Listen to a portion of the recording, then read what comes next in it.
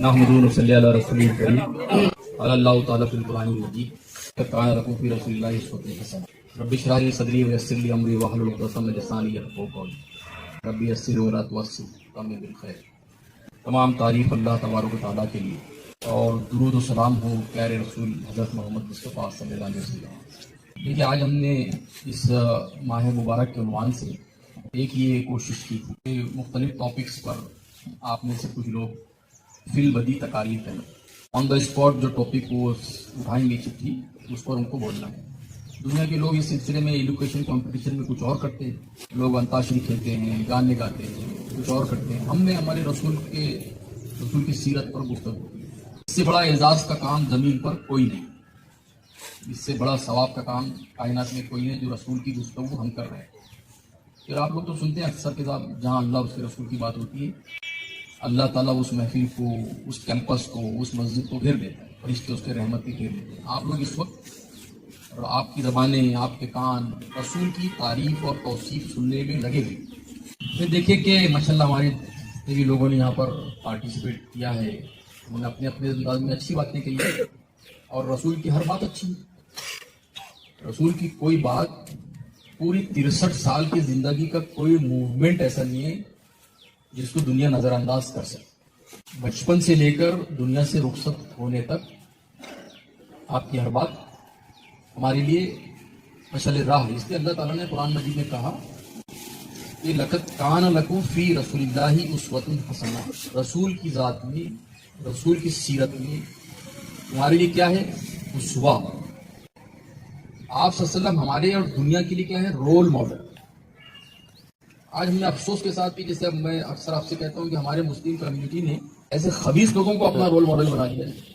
ارے جن کے پاس میں کائنات کی سب سے عظیم شخصیت کو، وہ میوزک کی دھن پر ناچنے والوں کو اپنا رول ماڈل بنا کے بھول گئے۔ آپ خود اپنے طور پہ سوچیں کہ رسول ہمارے ماڈل بنے۔ نماز ہم کو ڈسپلن سکھاتی۔ آپ نماز میں بات نہیں کرتے مطلب کلاس روم میں بات نہیں کریں گے، نماز میں غیبت نہیں کرتے مطلب آپ گھر میں غیبت نہیں کریں گے، مسجد میں آپ چوری نہیں کرتے باہر آپ اس کا مظاہرہ نہیں کریں گے، مسجد میں آپ وضو کی حالت میں گالی نہیں دیتے، روزے میں اس کا ایگزیکیوشن سماج میں ہوگا، آپ گالی نہیں دیں گے۔ اللہ تعالیٰ نے میزان قائم کیا، توازن قائم کیا، بیلنس قائم کیا، ہماری زندگی میں بیلنس ہوگا۔ اللہ تعالیٰ نے ابھی سے بات آئی کہ اللہ تعالیٰ مسلمان جھوٹا نہیں ہو سکتا۔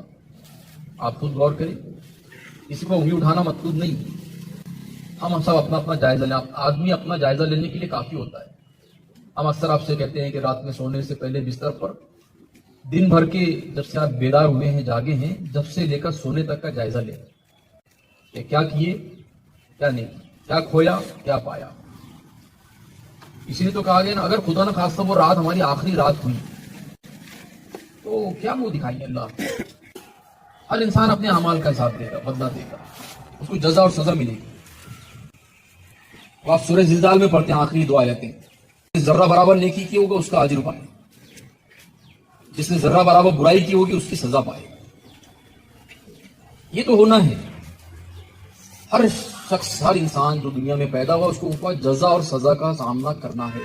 تو نبی کریم صلی اللہ علیہ وسلم نے آپ دیکھیں کہ بعثت کے وقت میں آپ غار حرا میں جا کے بیٹھتے ہیں، عنوان جو رکھا کیوں بیٹھتے تھے؟ اب ہم آپ سے یہ کہیں کہ آپ میں سے کچھ نوجوان، کچھ بچے بیٹھے ہیں ایک طرف کلاس روم میں، سوچ رہے ہیں کہ آپ کے بچے ڈسپلن کیوں بگاڑتے ہیں، گالی گلوچ کیوں کرتے ہیں، جھوٹ کیوں بولتے ہیں، چگلی غیبت کیوں کرتی ہیں لڑکیاں، عورتیں۔ تو غور کریں اس پر، مطلب یہ کیا کر رہے ہیں آپ لوگ؟ غور، مطلب برائی سے ملت کو، مسلمانوں کو کیسے نکالنا، اس میں غور فکر اللہ کے رسول کرتے تھے۔ ویسے ساری انسانیت اس وقت نبوت سے پہلے پوری دنیا میں موجود انسان مجسم جاہل تھے، جاہلیت کا نمونہ تھے۔ یونیورسل سطح پر انسان جاہل تھا، انتہائی بدکار، بد کردار، وحشی۔ اس سمے محمد بن عبداللہ بھی رسول نہیں بنے، جا کے بیٹھتے تھے، فکر ہوتی تھی ان کو کہ یہ لوگ کدھر جا رہے ہیں، دنیا کہاں جا رہی ہے، لوگ ایسا کیوں کرتے ہیں۔ وہ جو غور و فکر ہے غار حرا کا، تو آپ کو تڑپ تھی، سوچ تھا، گداس تھا کہ انسان درست ہو جائے۔ خانہ کعبہ کو دیکھتے آپ صلی اللہ علیہ وسلم اور بولتے تھے کہ اے پروردگار، تیرا گھر اور اس کے باشندے ایسے، اور غور فکر کرتے. اس کے لیے کیا کرتے ہیں؟ آپ تنہائی میں جاتے ہیں. غار ہرا جو لوگ خانہ عمرے اور حج کو جا کر آئے ہیں 12,000 فٹ کی اونچائی پر ہے، جہاں انسانیت کی فلاح کے لیے آپ کا رسول بار بار جا کے بیٹھتا ہے. اور آپ نے اس وقت تصور نہیں تھا ان کے پاس میں، لیکن آپ سوچتے تھے پروردگار آسمان کو دیکھتے غور فکر کرتے کہ انسانیت کیسے سدھرے گی، کیسے اس کی اصلاح ہوگی، کیسے یہ خرافات سے نکلیں گے، برائیوں سے نکلیں گے. سوچتے آپ. ابھی جو حاجی جاتے ہیں بڑی مشکل سے چڑھ پاتے ہیں، 1-2 لوگوں کے جانے کا راستہ ہے، وہ سیدھا ایسا اسٹریٹ 12,000 اسپیڈ. جو لوگ حج پہ جا کر معلوم ہے ان کو، بہت سارے لوگ تو اس کے دامن میں جا کر ہیرا کے پہاڑ کے نیچے جا کر ہمت ہار جاتے ہیں. لیکن جانا چاہیے نا. وہ کسی شاعر نے کہا نا کہ صاحب میں مکہ جا رہا تو وہ بغیر چپل کے گھوموں گا. کیوں؟ تو مجھے نہیں معلوم کہ رسول کے نقش پا کہاں پڑے ہیں، کہاں. میں بے ادبی ہوگی، شوز میرا اس پر جائے گا. یہ بے ادبی نہیں ہے.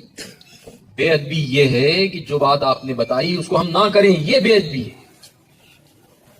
آپ کے قدم پر تو قدم ہمارا پڑنا ہی ہے. اب 60 لاکھ لوگ حج کو جا رہے ہیں، اتنے لوگ تو اس کا مطلب خدا نہ نعوذ باللہ کہ ہم اللہ کے رسول کے قدموں کو رونگ رہے ہیں کہ نہیں. رونگ تو ہم آپ کے دین کو رہے. نہ ماننے پر چما چٹکی کرنا ضروری نہیں ہے.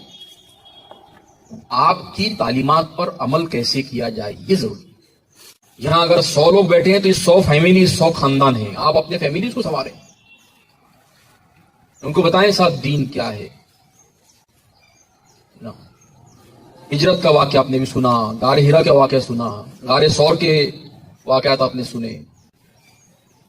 لوگ کیوں آپ کو امین اور صادق کہتے تھے؟ مجھ کو اور آپ کو کیوں نہیں کہتے کہ یہ سچے اور اچھے ایماندار لوگ ہیں؟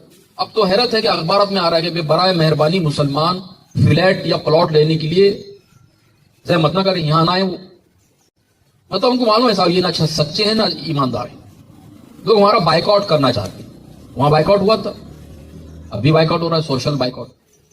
اب تو لوگ عہد لے رہے ہیں جگہ جگہ، ہم مسلمان سے کوئی چیز نہیں خریدیں گے، فلانی فلانی. تو رسول کی امت ایسی ہو سکتی ہے؟ وہ تو میگنیٹ ہے، مقناطیس. جو اس کو دیکھے گا اس کی طرف چپک جائے گا. تو مقناطیس کیا ہے؟ وہ ہمارے کیریکٹر، ہمارے اخلاق، اسوہ حسنہ جو نبی کریم صلی اللہ علیہ وسلم کے ہیں. آپ کے اندر وہ کیریکٹر ہوگا تو پھر دنیا یہ نہیں بولیں گے کہ ہم مسلمانوں کا بائیکاٹ کرتے ہیں. اب جگہ جگہ دیکھیے سوشل میڈیا پر ویڈیوز آ رہے ہیں، لوگ ہمارا بائیکاٹ کرنا چاہتے ہیں. اگر ہمارے کردار اچھا رہا تو ان کے لیے بائیکاٹ ناممکن ہے. مائیکل ہارٹ نے مذہبی اعتبار سے عیسائی ہے، وہ اس نے کتاب لکھی ہے دی 100، دنیا کی 100 عظیم شخصیات.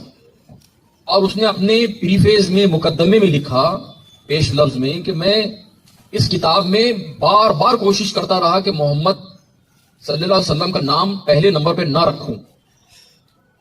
اس کو دشمنی تھی کیونکہ وہ عیسائی ہے، اور عیسائی، یہود اور عیسائی ہمارے دشمن ہیں، قرآن کا فرمان ہے. لیکن اس نے کہا کہ میں مجبور ہوا، میں چاہتا تھا کہ حضرت عیسیٰ کا نام نمبر 1 پر رکھوں، نیوٹن جو کہ عیسائی تھا اس کا نام نمبر 1 پہ رکھوں، لیکن وہ نہیں رکھ پائی. اس لیے اس نے کہا کہ مجھے مجبوراً آخر میں فیصلہ کرنا پڑا کہ دنیا کی عظیم ترین شخصیت وہ محمد بن عبداللہ صلی اللہ علیہ وسلم ہے.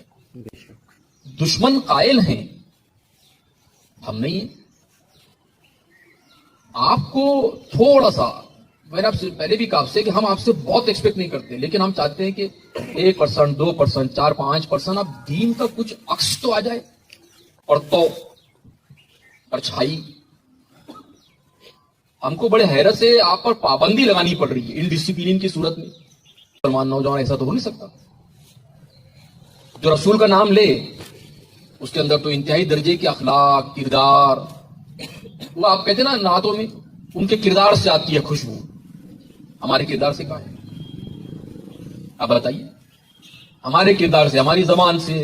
زبان کھلے تو دل دکھنا نہیں چاہیے. ہمارے گھروں میں، ہماری فیملیز میں، ہمارے معاشرت میں، ہمارے سماج میں، ہمارے اسکول میں، ہمارے اداروں میں، ہماری مساجد میں. آپ دیکھیے نا کہ ہمارا کہاں ہے اللہ کے رسول صلی اللہ علیہ وسلم کی پرچھائی ہماری زندگی میں. سال میں ایک مرتبہ ربیع الاول آئے گا. اب تو ہم بھی کیسے ہو گئے؟ جلوس اور دھرنوں کی مذہب ملت ہو گیا. ہم بھی اب ملت پکار محرم آئے گا تو وہ کام کریں گے، ربیع الاول آئے گا تو یہ کر لیں گے. ایسا نہیں ہے. آپ لوگ سوچیں. یہ تو ہم نے خیر ایک موقع آپ کے لیے کریٹ کیا تھا، کتابیں پڑھیں. اب ان لوگوں نے بہت ساری کتابیں پڑھی، مطلب ایک ٹاپک پر تقریر کرنے کے لیے انہوں نے کئی کتابیں دیکھی ہیں، تو مطالعے کا شوق بڑھا. آپ لوگ بھی پڑھنے کی عادت ڈالیں. ہمارے لیے ہے نا، اور اس میں غور فکر کریں. اللہ آپ کے رسول غور فکر کرتے، ہم نہیں کرتے. میں آپ سے یہ ایکسپیکٹ کرتا ہوں کہ آج کا ہمارا سیرت کا یہ پروگرام آپ کے اندر تبدیلی کا ذریعہ بنے. آپ نے کہا نا کہ بھئی چلے ہیں عمر ننگی تلوار لے کر رضی اللہ تعالیٰ عنہ، اور جیسے ہی ان پر اسلام کا اثر ہوا انہوں نے اسلام قبول کر لیا، دنیا ہی بدل گئی. کچھ سیکنڈ پہلے کچھ اور تھے اور کچھ سیکنڈ کے بعد میں کائنات بدل گئی عمر بن خطاب کی، اور ایک دوسرے خلیفہ ہوئے ہمارے خلیفہ راشد. آج کی عمر کیوں نہیں بدلتی؟ آپ سب اپنے کو عمر سمجھیے اور غور کریے کہ میرے اندر بدلاؤ کی نہیں. وہی قرآن میں پڑھ رہا ہوں، وہی ذکر میں کر رہا ہوں، وہی تسبیح میں کر رہا ہوں، رسول کی سیرت کا وہی میں مطالعہ کر رہا ہوں. مستقل مرد حضرات تو سنتے ہی رہتے ہیں جمعہ میں، عیدین میں، دیگر چیزوں میں. تو تبدیلی کیوں نہیں آ رہی؟ آپ کو سوچیں اور چن چن کر اللہ کے رسول کی باتوں پر عمل کریں. ابھی ہم کیا کر رہے ہیں؟ چن چن کر نافرمانیاں کر رہے ہیں. جو کام کرنے کے لیے نہیں کہا گیا اس کو دانستہ کر رہے ہیں اور پسندی کر رہے ہیں. تو آپ غور کریں. تقریر کے بعد میں اگر آپ کے اوپر اس وقت شیطان یہاں سے بھاگ رہا ہے، اس سے معلوم ہے کہ یہاں رسول اور خدا کی بات ہو رہی. لیکن جیسا کسی نے کہا کہ اب شیطان بھی سوچ رہا ہوگا ابلیس کہ صاحب یہ تو خود ہی بگڑ گئے، اپنے دین سے دور ہو گئے، ان کو بگاڑنے کی کیا ضرورت ہے. وہ بھی اس وقت job from work from home کر رہا ہے، وہ بیٹھا ہوا ایک طرف. وہ آپ کے درمیان میں آنے کی ضرورت نہیں. ہم نے کہا تھا کہ صاحب کہ اگر نماز کی صف میں فاصلہ گیپ رہے گا تو وہاں شیطان آ جاتا ہے، وہ بہکاتا ہے. اس کو ضرورت ہی نہیں نا، ہم خود بہک گئے. تو ابھی وہ ریسٹ موڈ میں ہے.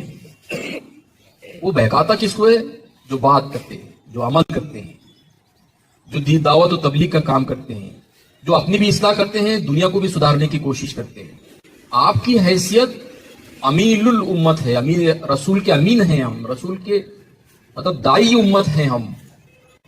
تو دعوت صرف دوسروں کے لیے نہیں ہوگی، دعوت ہمارے لیے بھی. تو جو کام رسول اکرم صلی اللہ علیہ وسلم نے لے کر آئے، دیکھیں آپ پر درود بھیجنا یہ اپنا افضل ترین کام ہے، لیکن آپ کے کام کو جاری رکھنا یہ اس سے افضل ترین ہوا نا. درود بھیجنا یقیناً آپ سنتے ہیں کہ بھئی اللہ کے رسول کا نام ہے صلی اللہ علیہ وسلم، چھوٹا سا درود ہے، اگر یہ نہ پڑھے بدبخت ہے آدمی، بدنصیب ہے جس کی زبان درود نہ بھیج پائے. اس لیے جب بھی آپ صلی اللہ علیہ وسلم کا نام ہے تو درود پڑھتے رہنا چاہیے اور مستقل اس کو عادت بنانی چاہیے. جیسے کہا جاتا ہے کہ آپ جب بھی کوئی کام کریں تو بسم اللہ الرحمن الرحیم پڑھیں. تو اس سے کیا فائدے ہیں؟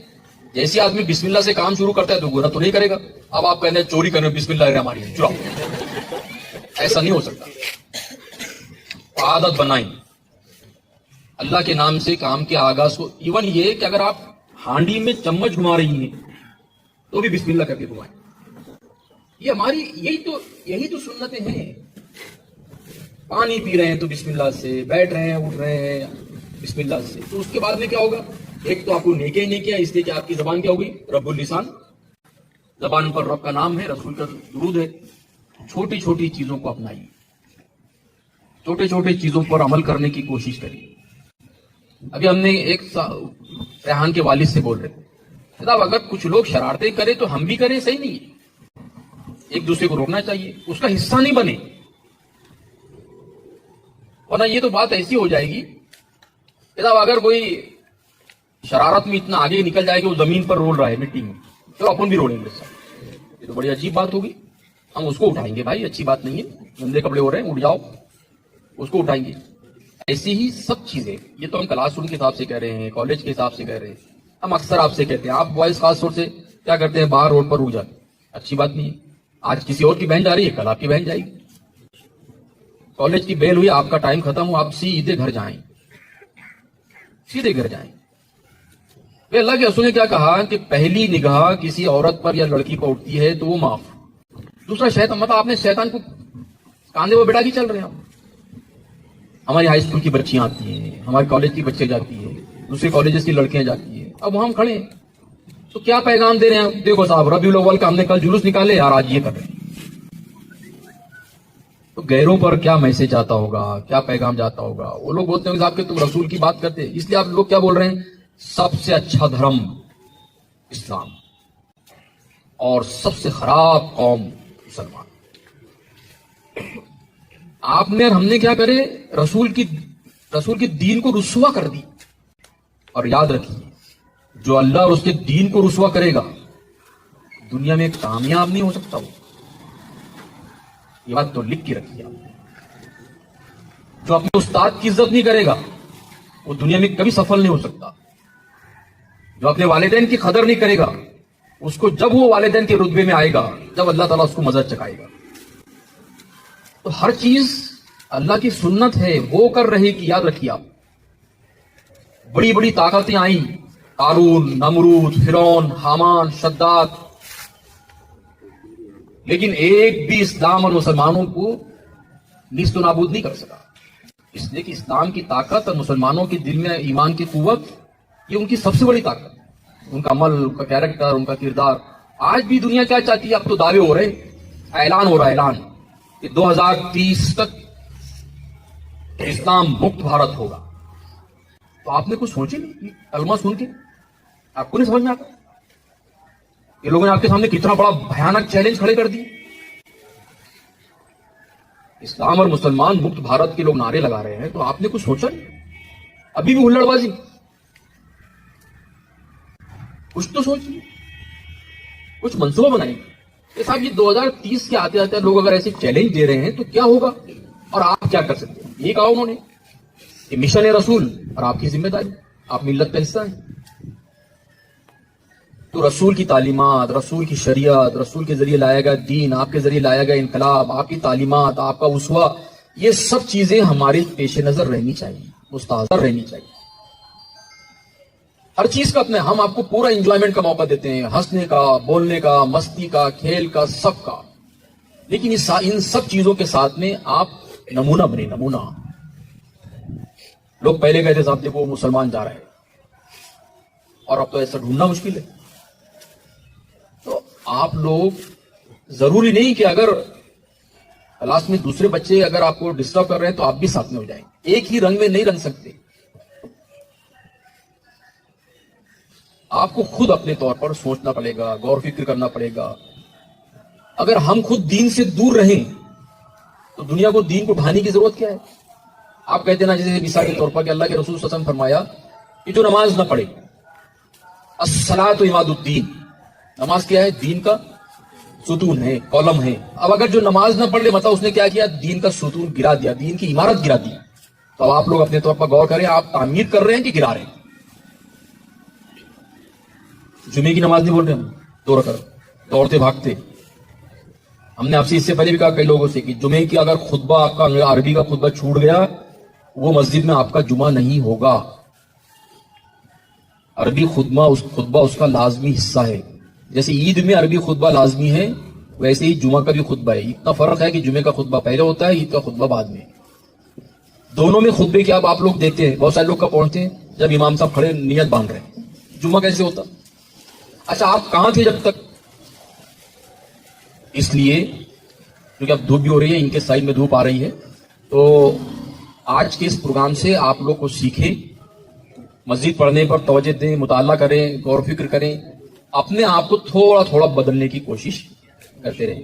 میں اس موقع پر اللہ تعالیٰ سے دعا کرتا ہوں کہ جو کچھ بھی یہاں ہمارے بچوں نے پیش کیا ہے ان کی صحیح باتوں پر ہم کو عمل کی توفیق نصیب فرمائے. رب اغفر وارحم وانت خیر الراحمین. السلام علیکم ورحمۃ اللہ وبرکاتہ.